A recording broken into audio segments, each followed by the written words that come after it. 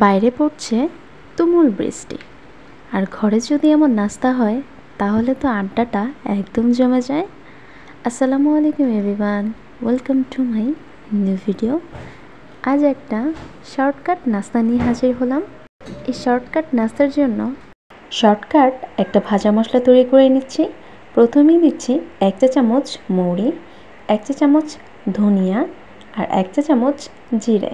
এখন এগুলোকে হালকা ভেজে নিচ্ছি। এটাকে আমি আধো ভাঙা করে নেব, একদম মিহি গুঁড়ো করব না।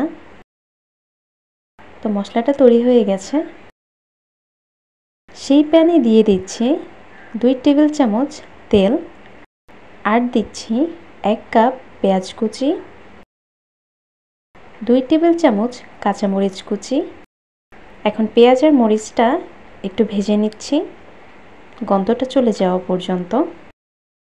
পেঁয়াজ আর মরিচটা একটু সাইড করে এখানে আমি একটু আস্ত জিরে ভেজে নিব। ভেজে এখন পেঁয়াজটার সাথে মিক্সড করে দিচ্ছি।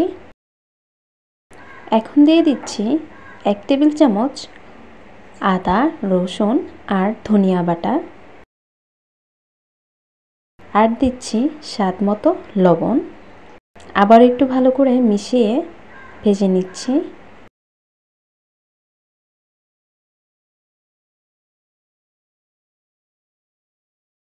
কিছুক্ষণ ভাজার পর দিয়ে দিচ্ছি রসুন কুচি। এখানে 1 চা চামচ ব্যবহার করেছি। দিয়ে দিচ্ছি হাফ চা চামচ হলুদ গুঁড়ো আর 2 চা চামচ মরিচ গুঁড়ো, আর দিচ্ছি সেই তেলে রাখা মশলাটাকে কিন্তু আমি আগেই বলেছি আধো ভাঙা করে নেব, তো পুরো মশলাটা আমি ব্যবহার করছি না। দেখতেই পেরেছেন কিছুটা রেখে দিয়েছি। এখন আমি দিয়ে দিচ্ছি হাফ কাপ পানি।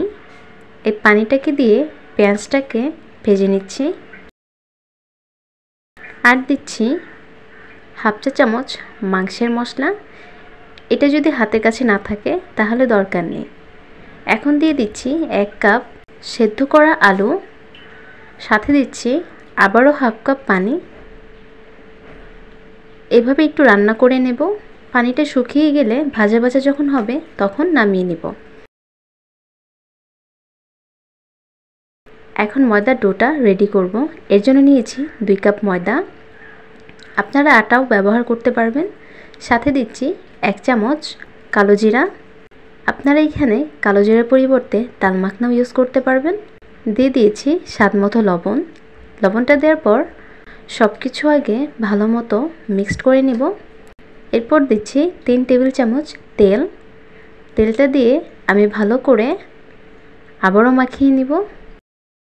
আর দেখতেই পাচ্ছেন যখন এরকম মুঠ করবেন ময়দাটা, তখন দেখবেন সুন্দর মতো মুঠ হচ্ছে, আবার ভেঙেও যাচ্ছে। এখন অল্প অল্প পানি দিয়ে, আমি নর্মাল পানি ব্যবহার করছি, অল্প অল্প পানি দিয়ে ময়দার ডোটাকে রেডি করতে হবে। ডোটা কিন্তু খুব বেশি শক্ত হবে না, আবার একদমও নরম হবে না, তবে কিছুটা নরম রেখেই রেস্টে রাখতে হবে। 30 মিনিটের মতো রেস্টে রেখেছিলাম। রেস্টে রাখার পর আমি এখন ছোট ছোট করে লিচি কেটে নিচ্ছি। আর লিচিগুলো এরকমভাবে হাত দিয়ে একটু বড় করে নিচ্ছি। এরপর যে পুরটা রেডি করেছিলাম সেই পুরটা অল্প একটু দিয়ে আমি যেভাবে করছি দেখতেই পাচ্ছেন সেভাবে করে নিলেই হবে। আমি যেভাবে বানিয়েছি ঠিক এইভাবে করেই বানিয়ে নেবেন। একটু খেয়াল করলেই বুঝতে পারবেন কিভাবে করছি। এভাবে করেই সবগুলো তৈরি করে নিচ্ছি।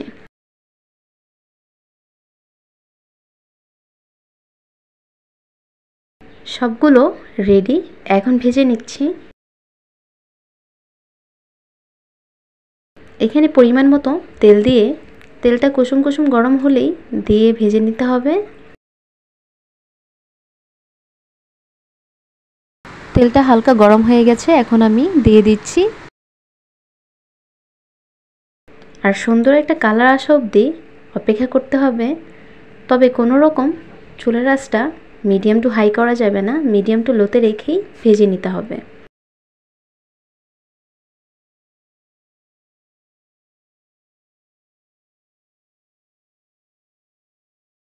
দেখতেই পাচ্ছেন কতখানি ফুলে গেছে।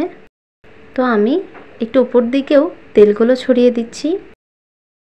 আমি এপিট ওপিট করে একটু ভেজে নিচ্ছি। পারফেক্ট কালার চলে আসছে, আমি আর খুব বেশিক্ষণ ভাজবো না।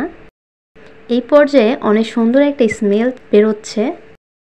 এখন আমি এগুলো নামিয়ে নিচ্ছি, বাকিগুলো এইভাবেই ভেজে নিচ্ছি।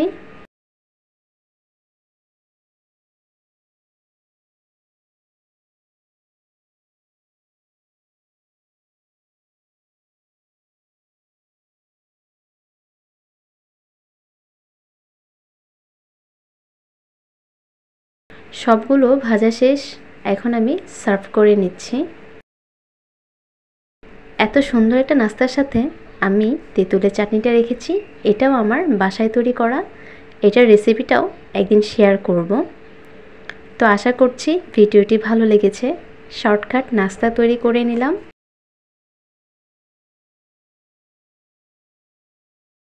ভিডিওটি ভালো লাগলে অবশ্যই বাসায় তৈরি করে জানাবেন। আজ এই পর্যন্তই। সবাই ভালো থাকবেন, আবারও দেখা হবে। আল্লাহ হাফেজ।